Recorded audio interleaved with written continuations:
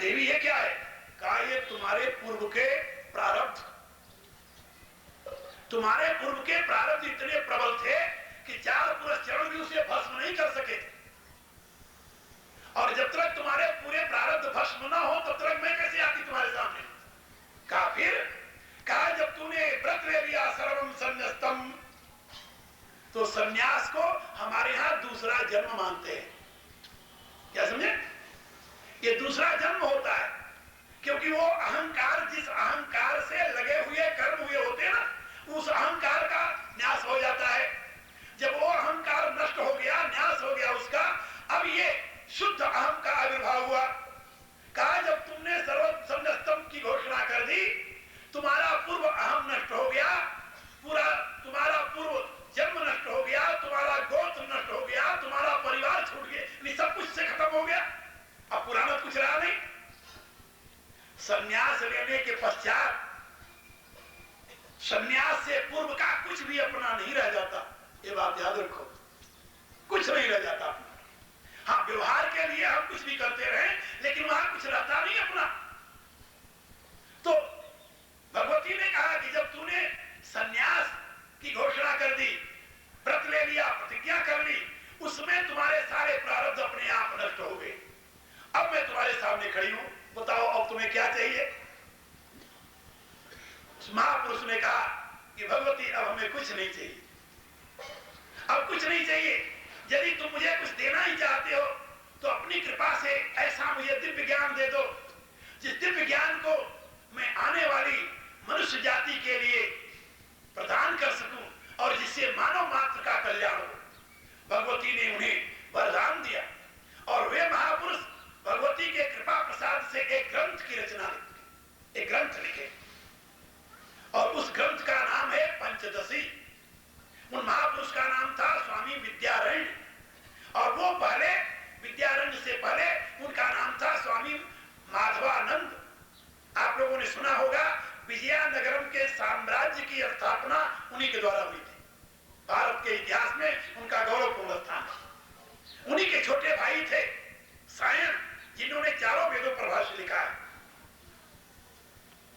इसलिए मैं आप लोगों को बता रहा था कि अपना प्रारब्ध कभी कभी घोर तप से भी नष्ट नहीं होता, क्योंकि प्रारब्ध अनेकों जन्मों के इकट्ठा हुए हैं, तप की मात्रा हमारी बहुत थोड़ी है। इसीलिए तुलसीदास जी ने प्रभु से प्रार्थना की कि हे प्रभु, यदि तुम ये जानो, ये कहो कि मैं अपने प्रयत्न से अपने प्रारब्ध को नष्ट कर दूं, भला क्या कभी नाखून से जंगल काटा जाता है? नाखून से जंगल काटा जाता है क्या? तुलसीदास जी कह रहे हैं प्रभु मेरा प्रयत्न तो नाखून के समान है और मेरे पाप पूर्व के जंगल के समान है। यदि आपकी कृपा अग्नि से वो भस्म नहीं किए गए तो मेरे प्रयत्न से वो कभी नष्ट नहीं हो गए, मेरे नाखून से वो जंगल नहीं कर सकता। ये गोस्वामी जी की प्रार्थना है मेरे पत्रिका में। तो मैं आप लोगों से बता रहा था कि जब भी कभी आपके जीवन में ऐसी घटना हो, आप नहीं चाहते हैं और हो रहा है, अधीर मत होइए।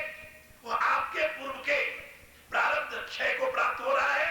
धीरे धीरे सुलग करके चाहे वो नष्ट हो, उसके साथ कुछ तप भी करते रहिए, साधन भी करते रहिए, उसे द्वारा आक्रमण हो जाएगा।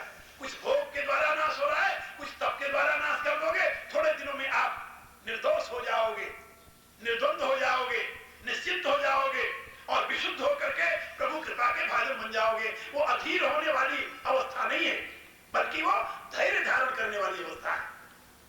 लेकिन ये ज्ञान कहां से मिलेगा? सत्संग से, सदगुरु से, सदशास्त्र से। ये बात समझे? बिना उसके ये ज्ञान नहीं मिलने वाला, बिना उसके जीवन में स्थिरता नहीं आने वाली। इसलिए हमेशा शास्त्रकारों ने कहा कि सदगुरु के पास जाकर के सद ज्ञान का आश्रय लो, सदशास्त्र का अध्ययन करके सद ज्ञान को ग्रहण करो और फिर सदमार्ग पर चलो। उससे तुम्हारा जीवन उन्नत हो जाएगा, उत्तम हो जाएगा, पवित्र हो जाएगा। इससे बढ़िया और कोई रास्ता नहीं है, नहीं है ना? हाँ, अब समय पूरा हो गया और इससे बढ़िया रास्ता नहीं है। अब दोनों एक साथ मिल गए, समय भी पूरा हो गया, बढ़िया रास्ता भी बता दिए। अब दोनों के एक करके मेरे साथ प्रार्थना करो। सायंकाल को फिर अपन चर्चा करेंगे। फिर आप लोगों को कुछ बातें बताएंगे। कल मैंने शाम को कहा था कि कल मैं आप लोगों को धर्म और राजनीति की बातें बताऊंगा। हमारे शिष्य लोग सब कहने लगे कि जनता को राजनीति से क्या लेना देना है, आप उनको जीवन की बात बताइए। मैं जो राजनीति की चर्चा करने जा रहा था वो आज की राजनीति की नहीं, ना ना, इससे मेरा कोई मतलब नहीं। हमारे राजनीति का विषय अलग है। यानी इस समय समाज में दो प्रकार की प्रवृत्तियां हैं जिसको देखकर हमें दुख होता है। आप लोग वैकुंठ जाने के लिए, स्वर्ग जाने के लिए तो हमारी बात सुनते हैं, और दुनिया में जीने के लिए, रहने के लिए एक महामूर्ख नेता यदि आ जाए तो उसको सुनने के लिए दौड़े जाएंगे, और उसके द्वारा जो बताई हुई बातें होती हैं वो आपके पतन में हेतु होती है, विकास में नहीं। क्या समझे? महापुरुष जो बताते हैं उनके विषय में आपकी एक धारणा बन गई है कि ये तो महात्मा लोग हैं तो हमें मोक्ष की बात बता सकते हैं, हमारे व्यवहार की बात इनको क्या पता है। ये भ्रांति। मैं आप लोगों को ये बताना चाहता था कि प्राचीन काल के जो बड़े बड़े राजा होते थे, आम जनता ही नहीं, राजा भी महापुरुषों के निर्देश में अपने जीवन की व्यवस्था करते थे। जो तत्वज्ञ होते हैं, ऋषि होते हैं, वो समग्र जीवन की दिशा देते हैं। ये नहीं कि मरने के बाद स्वर्ग की बात बताएंगे। मैं तो लोगों से कहता हूं कि भाई जिसको मरने के बाद स्वर्ग जाना हो मेरे पास न आओ, मेरे पास कोई एजेंसी नहीं है स्वर्ग की, मैं साफ बताऊं। मेरी बात सुन करके आप मरने के बाद स्वर्ग नहीं जाएंगे, हम कभी गारंटी नहीं दे सकते। लेकिन हाँ, मेरे कहे हुए पर जब विचार करेंगे तो मरने के बाद नहीं, जीते जी आपको स्वर्गीय सुख अवश्य मिलेगा। दुनिया की कोई ताकत इसे बदल नहीं सकती, ये बात मेरी याद रखो। हम आपको वह रास्ता बताते हैं जिससे जीते जी आपको स्वर्ग का सुख मिले।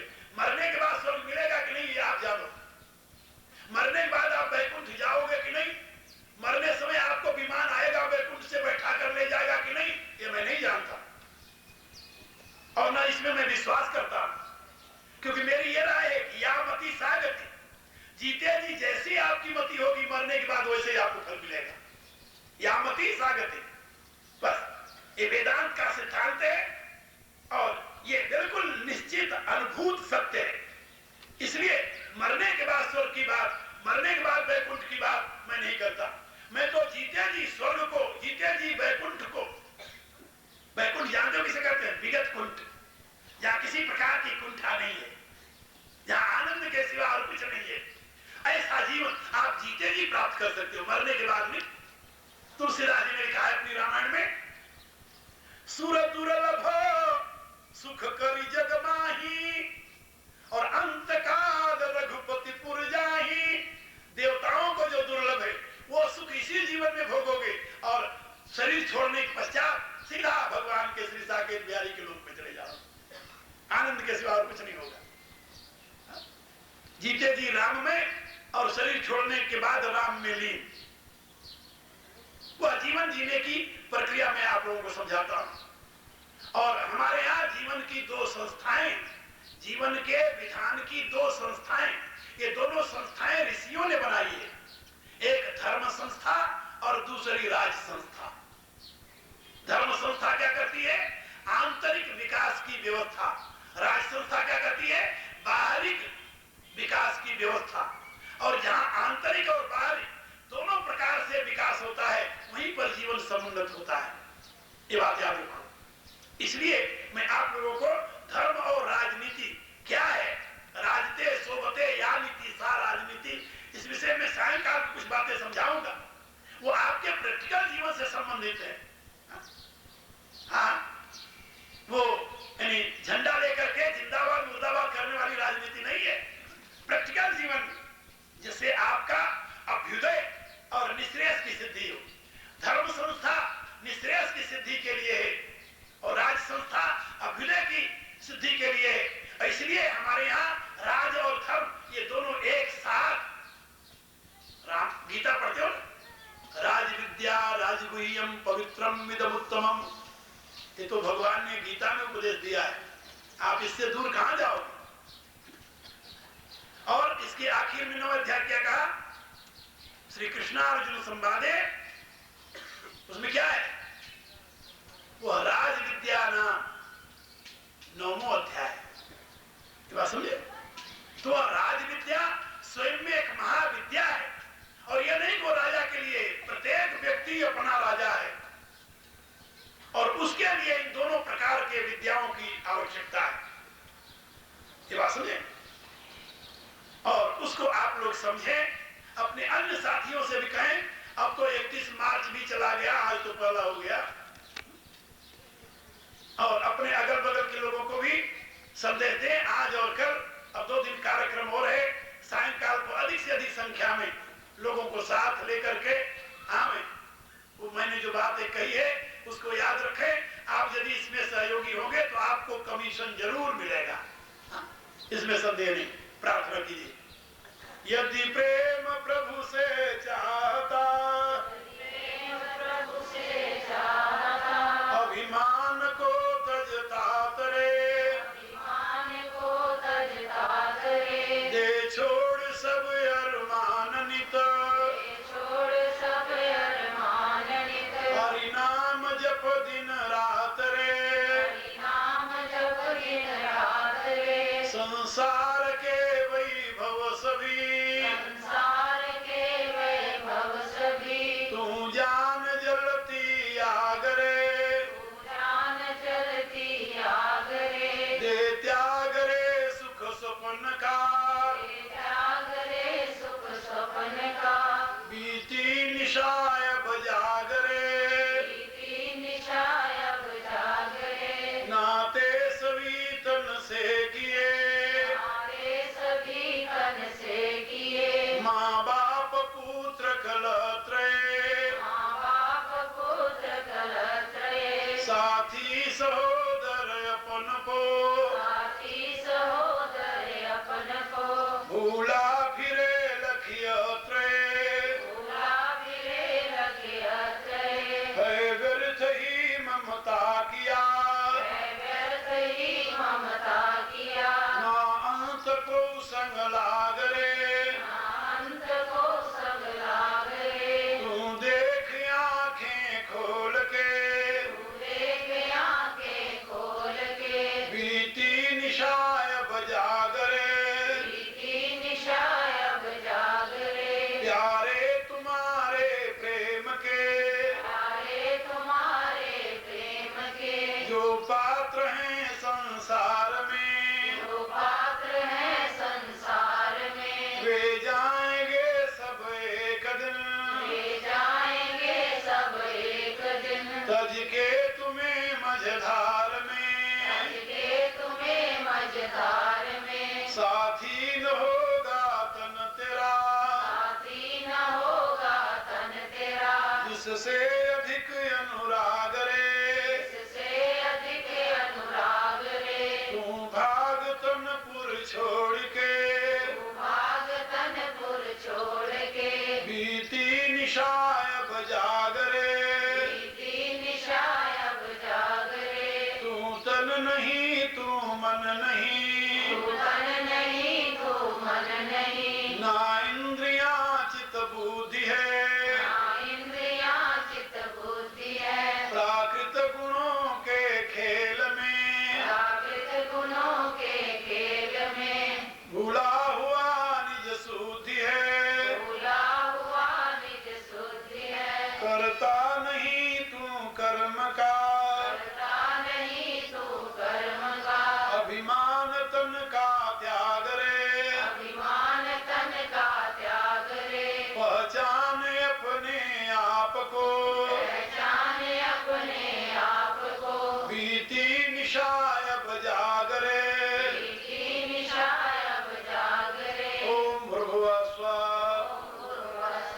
तत्सवितुर्वरेण्यं, भर्गो देवस्य धीमहि, धियो यो नः प्रचोदयात्, सर्वे भवन्तु सुखिनः, सर्वे सन्तु निरामयाः, सर्वे भद्राणि पश्यन्तु, मा कश्चित् दुःखभाग् भवेत्।